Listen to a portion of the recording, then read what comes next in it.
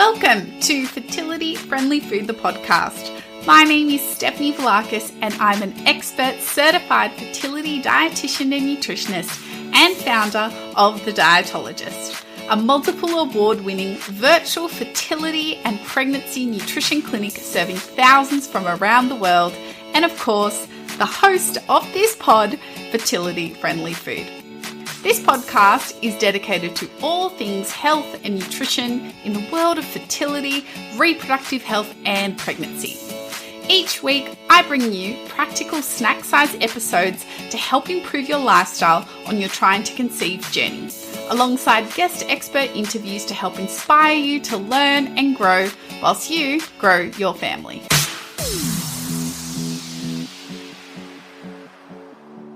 Welcome back, everyone, and I am so excited to be bringing you these new format of episodes, sharing some stories from our very own community from The Dietologist and Fertility Friendly Food and our Instagram page.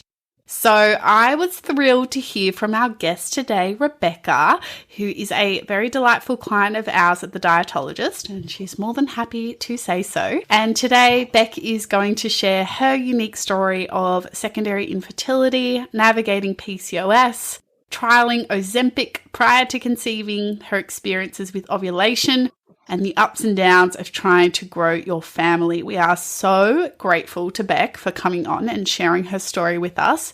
As always, super important to show the utmost kindness, respect, and warmth towards our guests. I know you will. You're all fabulous humans.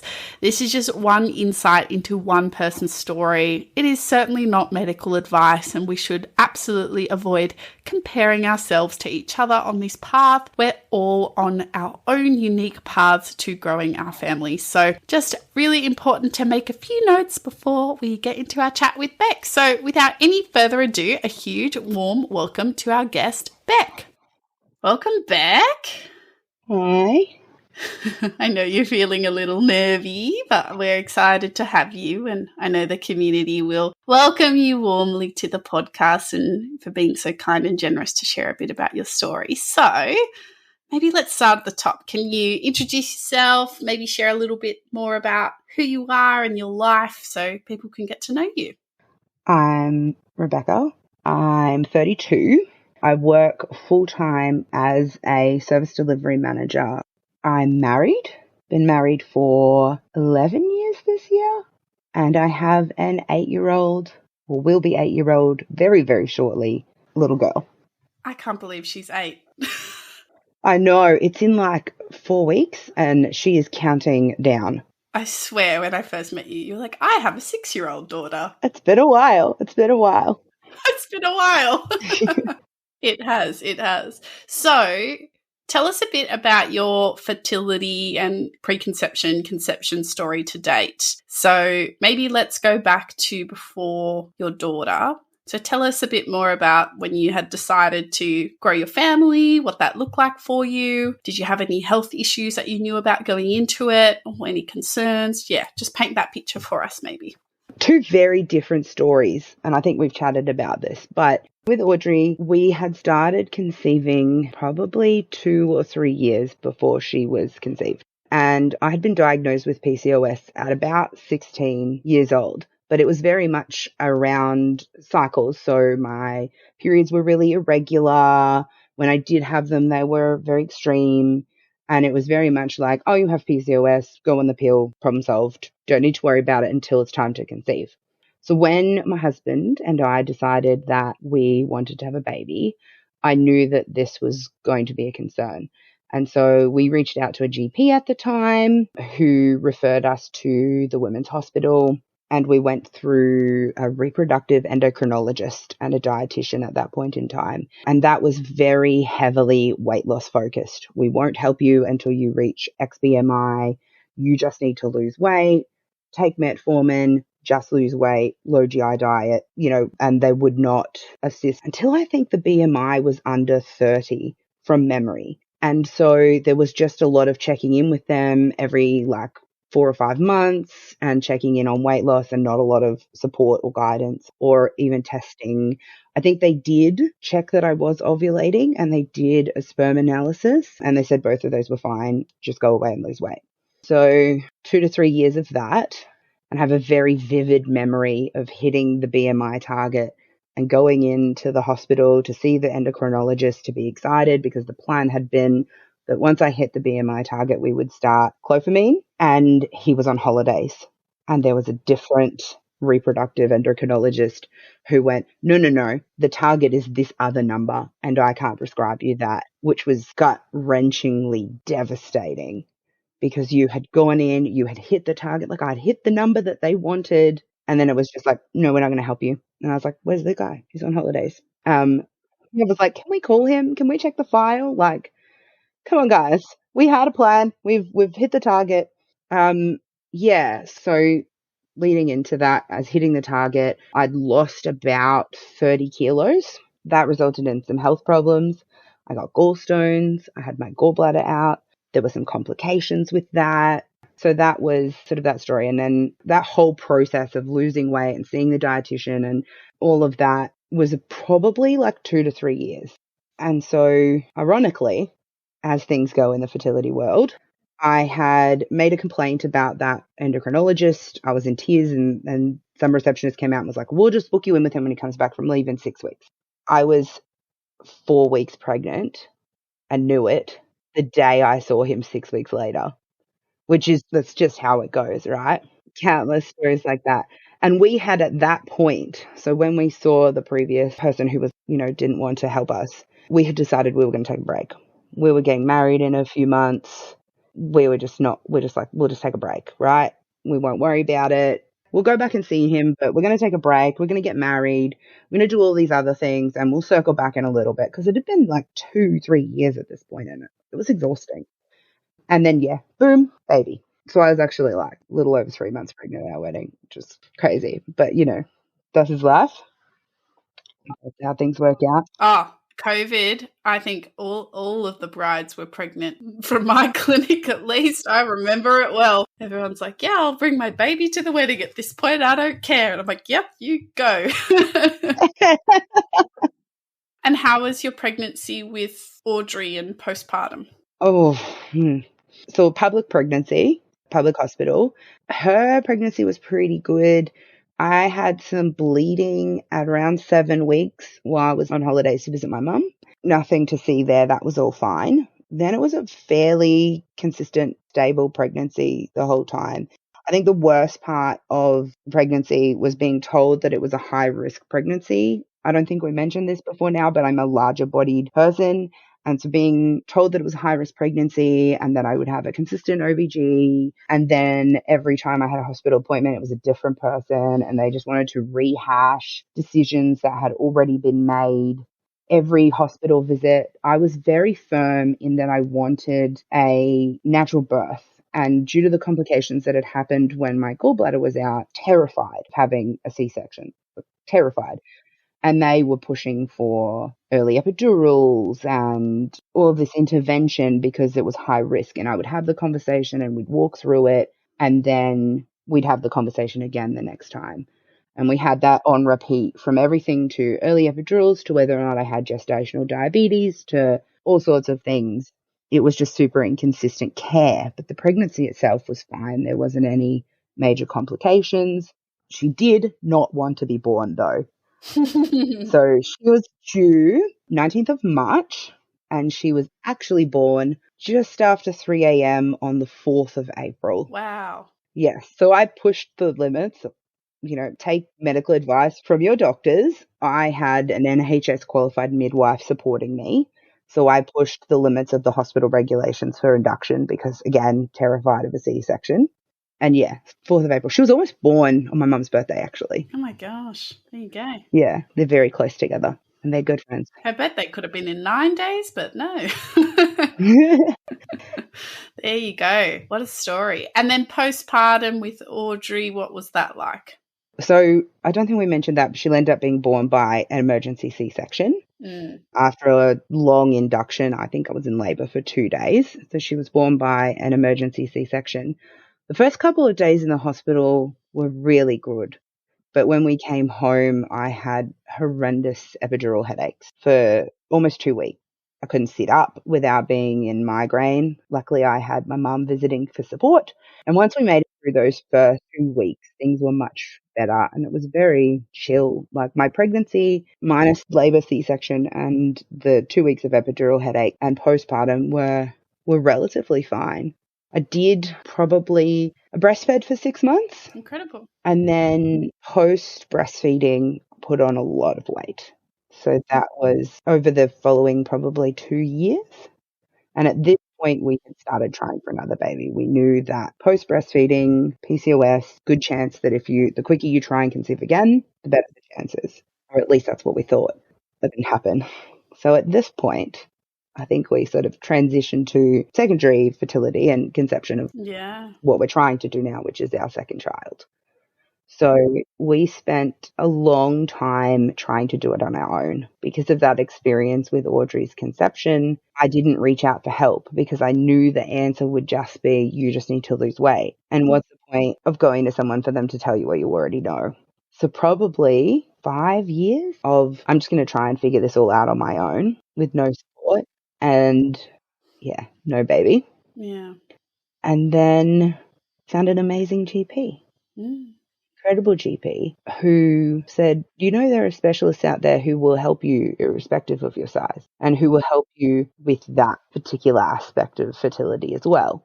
And I suppose that's about when you come in too, because she referred us to the fertility specialist who referred us to you.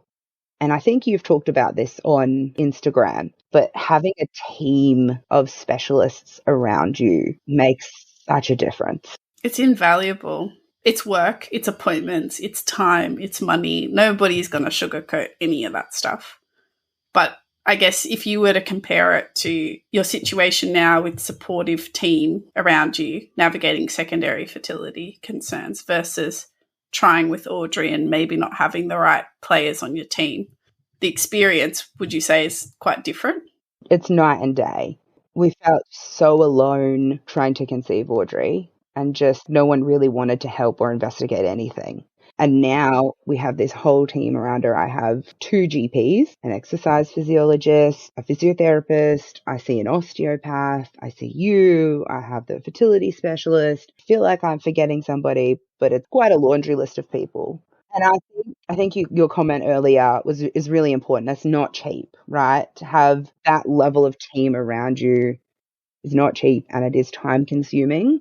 And I'm very, very lucky that I have an incredibly supportive workplace who are very flexible, and I have a very flexible job that allows me to flex my time so that I can do all of that. And I'm very grateful for that.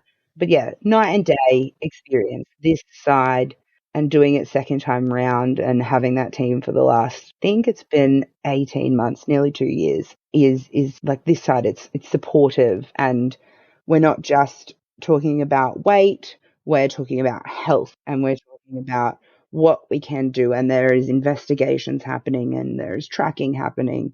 And so it's not just been, okay, you need to lose weight, come back when you've lost weight. Exactly. And the last, say, couple of years on this, at least when I've been part of your story to your second baby, maybe give us a brief recap about some of the experiences you've traversed and maybe the unique feelings, I guess, or secondary fertility is so not discussed. And I feel a lot of the times people navigating secondary infertility are quite displaced in the community because people that haven't yet had their first child feel as though, well, you've got a kid, I'm still trying to get a kid. And so you feel excluded from that conversation. And so you can be simultaneously so grateful to have the child that you have, but still yearn to give them a sibling, still want to grow your family, and that still be equally as important and valuable as somebody who wants to have their first child. So perhaps you could share a little bit with our listeners about the difference in that experience. I know we talked about having a great team and how much enhanced and supported you feel this time. But yeah, I guess let us in a little bit if you would like to. I think you sort of nailed it, right? You feel very torn. So you feel incredibly grateful and thankful to have a child, and some people don't get any children of their own, and that you should just feel grateful, right? At least you've got one. But on the other hand, it's really hard. Audrey wants a sibling desperately. She wants a little sister, and she has lots of friends at school who have, little sisters and little brothers, and we go on play dates and they're there, and, that's all she wants in the whole world. And not being able to give that to her is probably the hardest part. And we've chosen to bring her on the journey. So we've been very open and very honest about, not everybody can have babies easily. And and we've navigated, for a few years now, the fun questions, right? Can't we just go and get one? Why can't we just go and get one?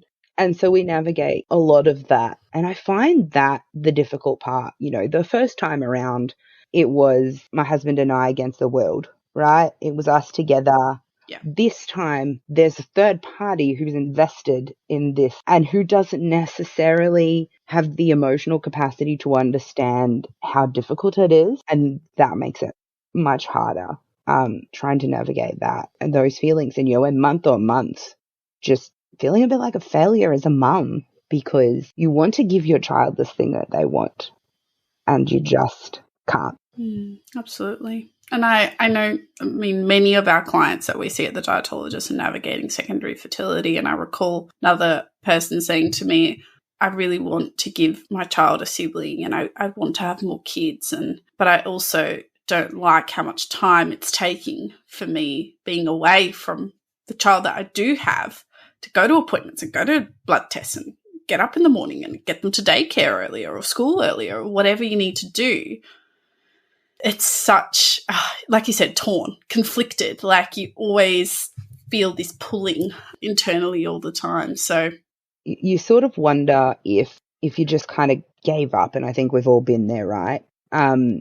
If you could give them more, even if it's not necessarily time for appointments, but energy, right? Emotional availability.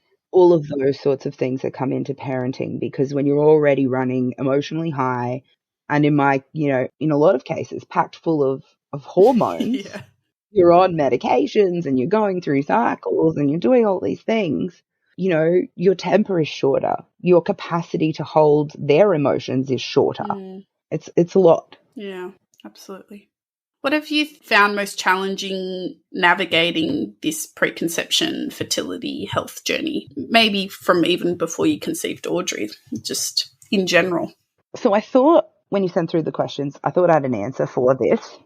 I thought my answer would have been, and we've talked about this extensively, navigating the food preferences in our house. Yes. We've talked about this extensively. I have an incredibly picky husband and a child who has some sensory issues around food. And so navigating food in our house has always been difficult. But I don't think that's been the most difficult thing. I think the most difficult thing upon reflection over the last couple of weeks is the internal battle. You want to do the right thing. You want to be eating right and exercising and doing all of the things that you need to do. And you're just so tired and exhausted and emotionally torn apart that it's really hard.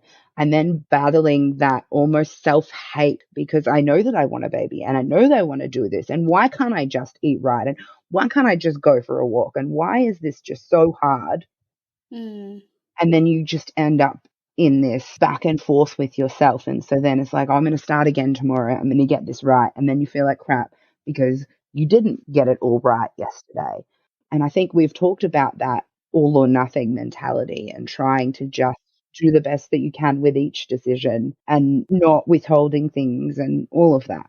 Yeah. It's so interesting how you see your own story and how I see your story, because I think from my perspective, and obviously I know Beck better than just this podcast, everybody. From my perspective, I think the biggest challenge you faced is weight stigma.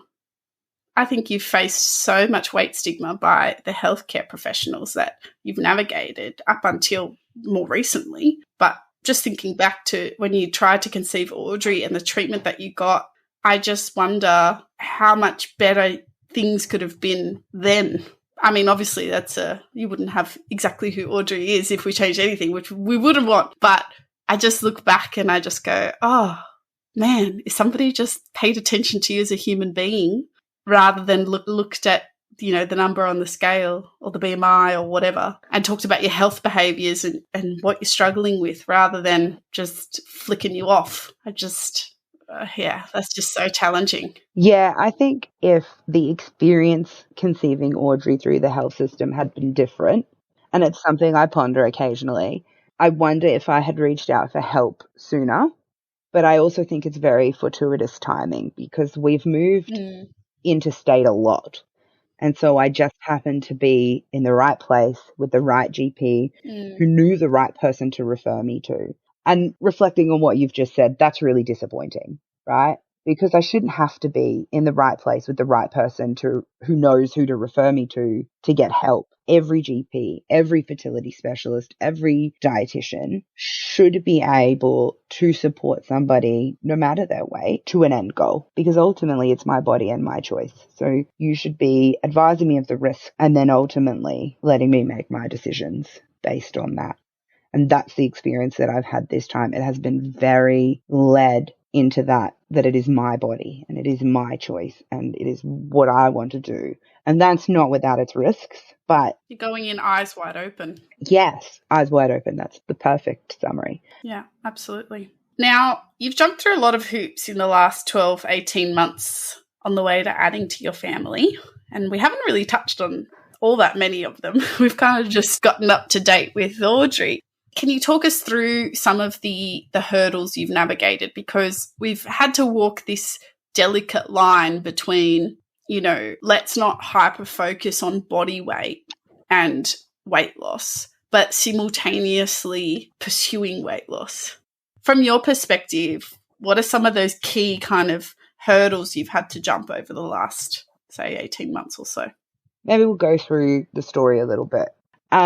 So 18 months ago, I met an amazing fertility specialist who is healthy at every size it approached. The disappointing thing, I think, for me, or the most frustrating thing for me, is that due to a number of previous surgeries with some complications, I have some internal adhesions that make another surgery risky. So it's not just my weight. There are some medical complications associated with what will be a repeat C-section.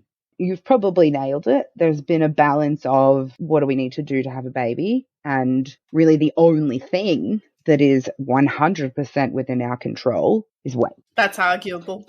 Yeah, it's not really. I take it back. It's not 100% in our control. Scratch that. I think when you have insulin resistant PCOS and all of those other things that come with that, it's not always 100% in your control. It's a mental battle.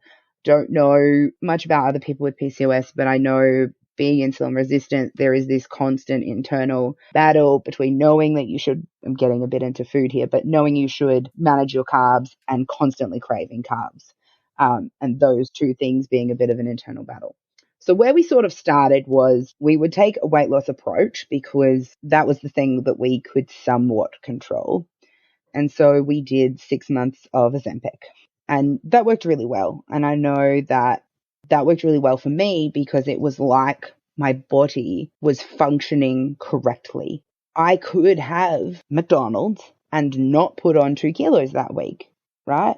But if I put in the effort and I exercised and I ate well, and I mean, not 100% perfect all the time, just normally well, a couple of meals that you might put in that, put quotation marks, people at home can't see the quotation marks, discretionary foods, and a mix of a lot of good food. Just well, not perfect, not diet culture, just well. I would lose weight. And if I didn't, I just wouldn't gain weight. And that was life-changing. It was like, oh my God, my body is just working like a normal body would. Whereas before that, if I had and I hate all this language, so I apologize in advance, but if I had a bad week, I'd put on 2 or 3 kilos. And then, you've put all this effort in, you lose a couple kilos. It takes a month to lose like 2 kilos to claw that all back, right? You just constantly balancing, putting on a couple of kilos and then having to work twice as hard for the next 4 weeks to lose that weight. The Ozempic just felt like my body was normal. It was a bit rough, like the side effects, not fun, but things like not having cravings. Like my cravings they just went away. I didn't want to snack all day, all night, every night. They just went away. So we did 6 months of Ozempic. We lost 20 kilos in that time. And then we decided to go down the path of cycle tracking. So that's what we did. Before you move on, sorry, I thought I'd just jump in. So when Beck was doing Ozempic, she was instructed medically not to conceive in that time. Oh, yes. Good call out. There is not a lot of research around Ozempic and conception. So we don't conceive on Ozempic as medically instructed. Good call. Yeah. I was like, just before people get carried away. Please don't go and make babies on Ozempic. It's not a great idea. I think there's some studies on rabbits, and the rabbits have heart defects, which is why the recommendation is currently, please don't. Okay, so post Ozempic, we decided to do some cycle tracking. And initially, and just on your note about Ozempic, there's actually a weaning period to come off Ozempic before you can safely conceive. Yeah. It was probably between seeing the fertility specialist, getting the prescription, getting on the Ozempic, the wind up and the wind down. I think that whole time was like 9 months, nearly 10 months, start to finish.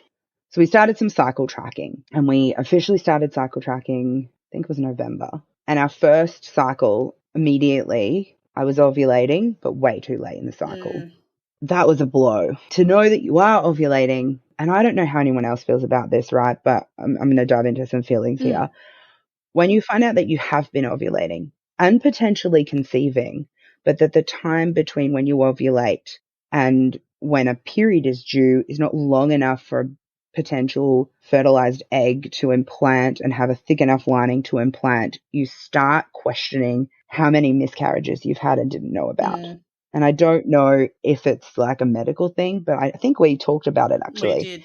I think I was the one to first explain it to you. Yeah.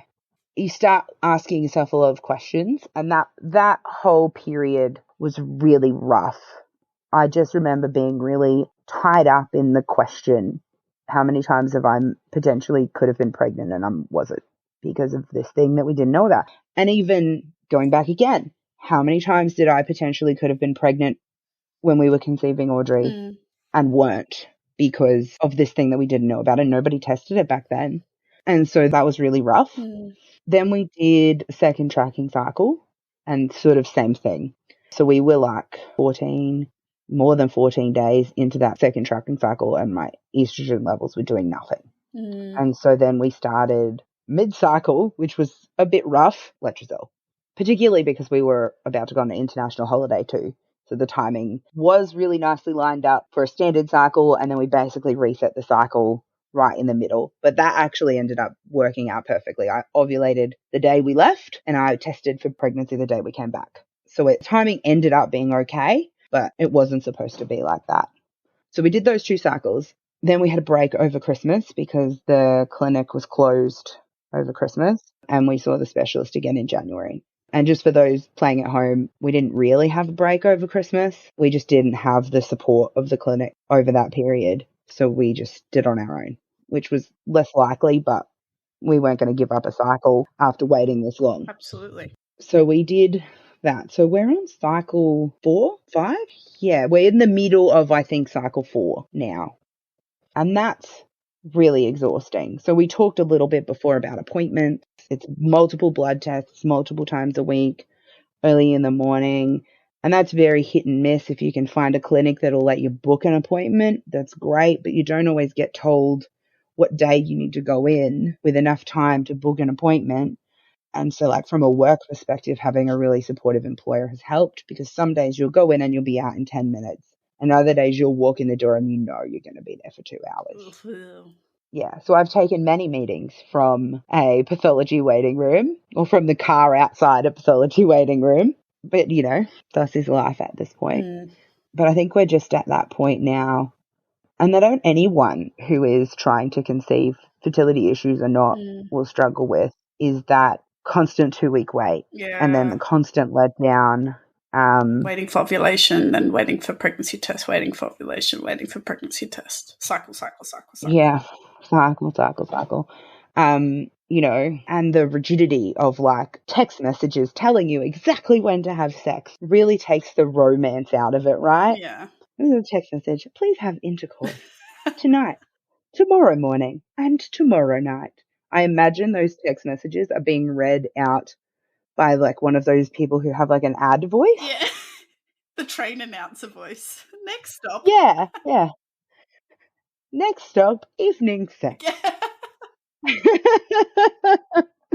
Oh dear. Yes, you've screenshot me so many of those messages.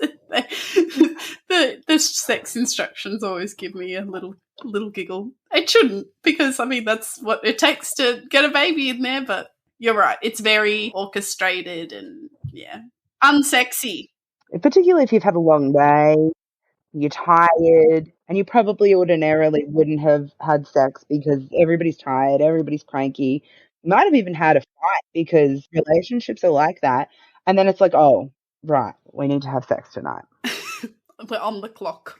I mean, and I've had a couple where I've had 2 grandparents pass away over this last 6-month period that we've been doing this cycle tracking. And I'm not even kidding to say that I have had an AM phone call to say, I'm really sorry, grandparent has passed away today, and a text message telling me that I need to have sex tonight on the same day. I feel like that is such an insight into how hard it can be to layer the facets of your life when you're trying to conceive. Like, you're a parent. Like, I remember at one point you were doing stuff at Audrey's school, and then you got your work life, then you got your relationship, then you got your family, then you've got your friends, you've got other networks and things to worry about. And then you've got like fertility. It's almost like a cloche over all of it. And it just touches everything in some way, whether it be your time, your energy, your emotions, whatever, touches everything. And then you're just constantly juggling it all. And well, I don't know who said the saying, but when you're juggling, some balls are glass and some balls are rubber and they'll bounce. And you just got to hold on to the glass balls. And if a plastic ball drops, we've just got to be okay with it.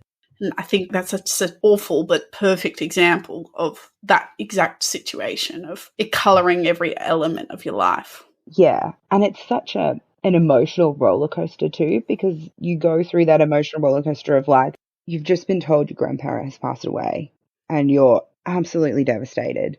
And then a couple of hours later, you get this text message and then your brain is like, I really don't want to. But if I don't, I'm throwing hundreds of dollars in the bin. Mid-cycle, meds, cycle tracking costs for appointments, all of that is really expensive. And so then you have to make a call. Do I suck it up and get the job done? Or do I throw potentially, let's call it about $1,000 in the bin between all the medications and the supplements and the tracking fees and all of it? It's a hard call. Mm-hmm. It is. It's a lot. Going back to nutrition just briefly, if we can, what do you think has been the easiest thing about nutrition changes when it comes to either general health or PCOS or supporting conception? What have you found, or what's been something that's been surprising but in a positive way along the way?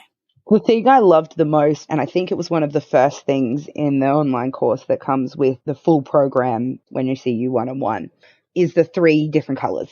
If that's the only thing you do, just put 3 different colors on every plate of vegetables. And it really changes your mindset about how to get vegetables in your day. Because like breakfast is the hard one. You're busy, you've got to get kids to school, you've got to get to work. You don't think to put vegetables with breakfast. You think eggs, you think toast, you think yogurt and cereal. I'm not a yogurt person, but you think yogurt. You don't think, I'm actually just going to add 2 slices of tomato to this, or I'm going to put I'm going to cut up an apple and put it on the side of my plate.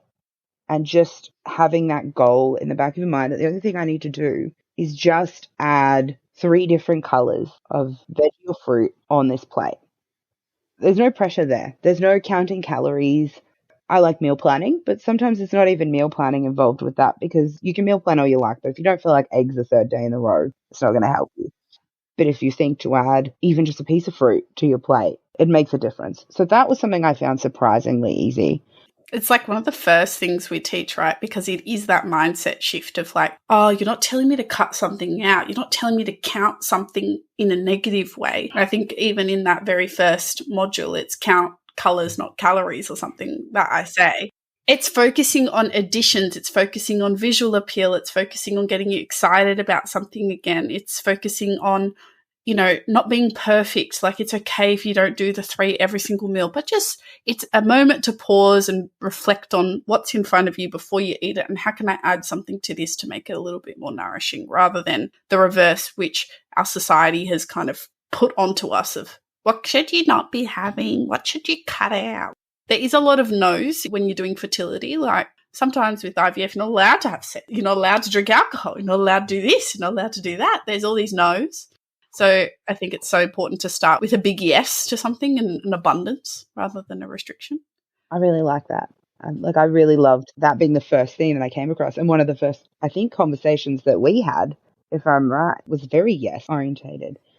And I think particularly now there's a lot of no, because you have 2 weeks of like, I mean, we've talked about no alcohol, but also when you're 6 months in and there's life and there's a work function or a girls' night or whatever, chuck in a glass of wine, but only when that particular event happens to fall in the first half of the cycle. Because for every 2 weeks in a month, you might be pregnant. And so then you're very conscious of that. Okay, I'm not going to do the things that I shouldn't do, because what if I am? And so you don't drink, and you maybe don't have runny eggs, and maybe you don't eat ham, even though you really feel like ham today. There's a lot of no's in that second half of every month. It's 2 weeks out of every month. I think I mentioned with you, I saw it on Instagram or TikTok somewhere, don't say no to the thing you want. If you really, really want potato chips, if you really, really want chocolate, have it. But just put it on a piece of plate, measure how much it is that you're going to have, and then also put a piece of fruit, a handful of grapes, a carrot on that plate as well. Crowd it in with other things. And I've found that to be a helpful tool as well, to not actually have to say no to all those things that I'm craving, but to just fill myself up with other foods as well. It just fills you up so you're not hungry. Yeah. Well, 2 squares of chocolate isn't a high volume amount of food, so if you put 2 squares of chocolate on the plate, it's going to look a bit miserable, isn't it? So I think it's one of those situations that you're trying to create volume, satisfy that head hunger, if you will, for a particular food, but then also satisfying your tummy with fiber and other stuff. Look at you. You're coming for my job, Beck. You'll be the fertility dietitian next. Career change. Might be less stressful. Yeah. I have a couple clients like, are you hiring? Can I work for you? There's a lot of study that goes into what you do. Student turns master. And for those who don't already see Steph, I think you're part psychologist too, right? Because a lot of our conversations, they're about food, but food is tied so heavily into psychology. Mm-hmm. And how your brain works and how you function and all of that sort of stuff. And so is fertility. Mm-hmm. There are days where I jump on a call with you and it's been a shit week and it's been a shit day. Mm-hmm. And it's just nice to talk to someone who understands. Yeah. You see so many people in the exact same boat. You just get it. FYI, I'm not actually a psychologist, everyone. She was just being polite. Metaphorical. Yeah. We do. It's hard to articulate it to people who have never worked with us, or perhaps have worked with a more traditional dietitian where, you just go in and you learn about the low GI diet and see you buy. It's a very different experience because we're like with you. We're walking with you on your journey. We're there for the cycle tracking. We're there for the IVF. We're there for all those little tidbits. And I think that's one of the hardest parts of what we do. It's hard to articulate how much people feel supported by that, because it's almost like where you're like fertility support person alongside your partner and your real psychologist and your doctor and all these people. But we just have the luxury of having more time than some of these other healthcare professionals to be there for you in that way.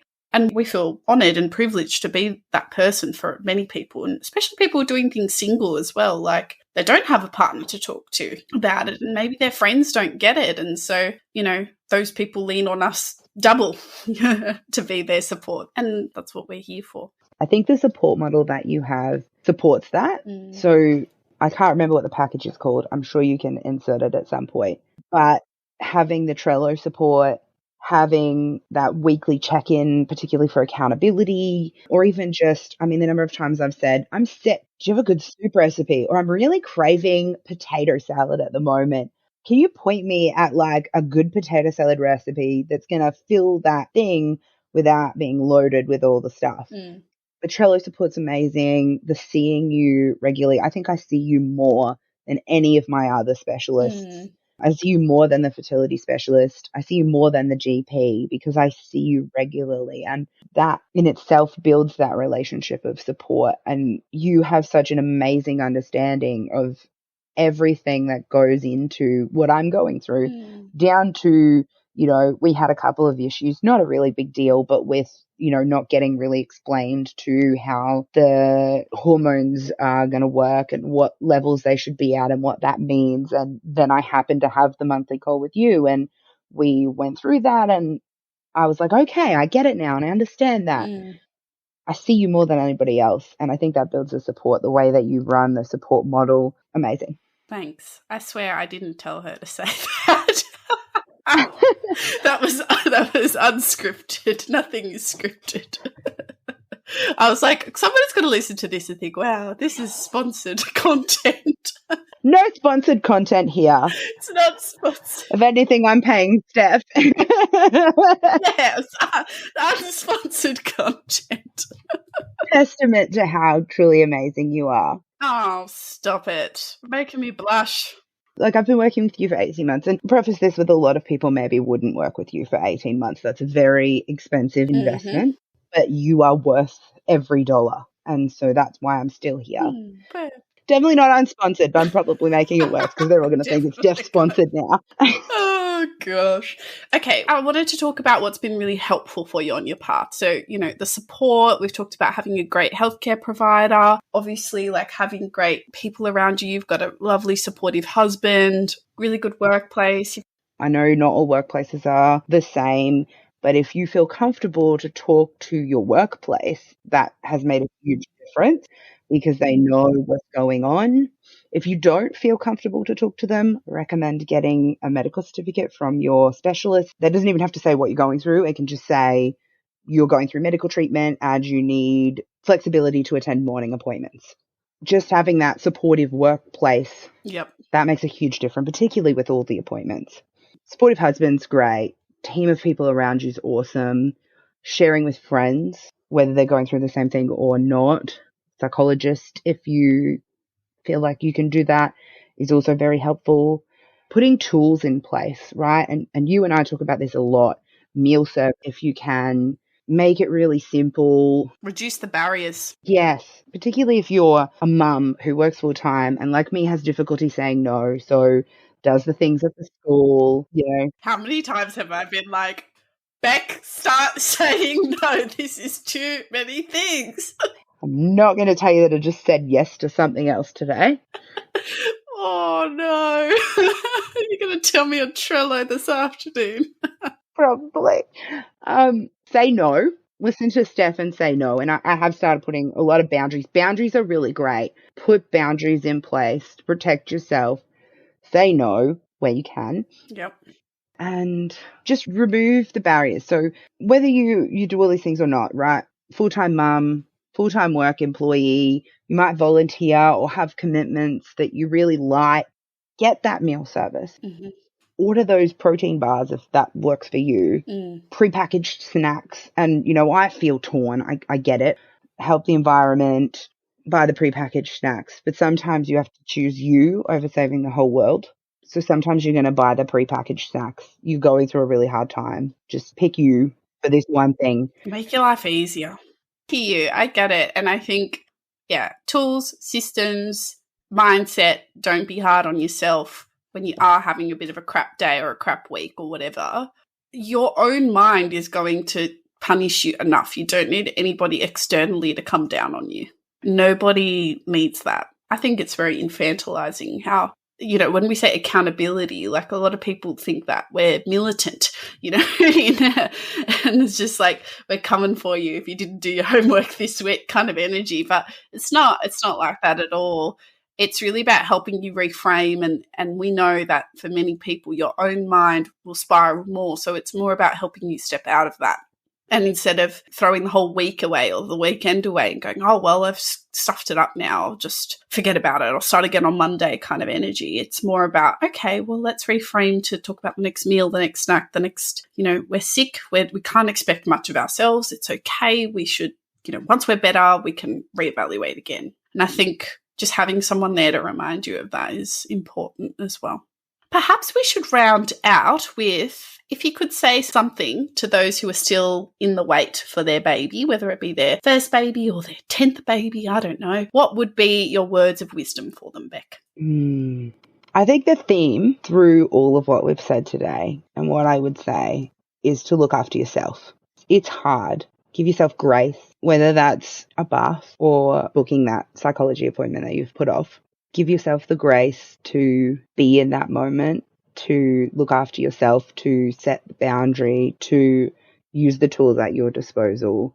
And I know it's hard, but try not to feel guilty about it. Yeah. I have so many clients who are like, this appointment is my self-care time. And I'm like, yes, prioritizing your nutrition, be self-care. It's not just face masks and bubble baths. I mean, it can be if you want it to be, but it doesn't have to be. And book an appointment with Steph. I swear, she's a loose cannon. I have done nothing here. Oh, thank you, Beck. Whether it's, because I think you do one appointment, single appointments. Yep. Or long-term programs, investing time with you is worth every penny. Oh, thank you.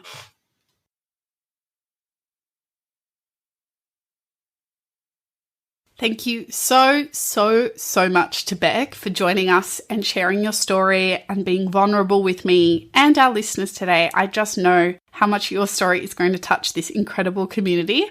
For those listening who need additional support when it comes to your diet and lifestyle for fertility, do reach out to us. There's always a link in the show notes to apply for our one-on-one fertility and pregnancy nutrition coaching programs, which Beck did refer to with our expert team of dietitians here at The Dietologist. I really hope you loved this new style of episode. I'm so looking forward to bringing you more of your unique and incredible stories in this season of fertility-friendly food. So if you love it, let me know. Let me know what resonated with you from Beck's story. Would love to hear from you. DM me on Instagram at @the_dietologist with your thoughts. And don't forget to share it with a family member, friend, or colleague, and leave us a 5-star rating on Apple Podcasts or Spotify, and hit follow wherever you are listening. And I will catch you in the next episode, everyone. Bye.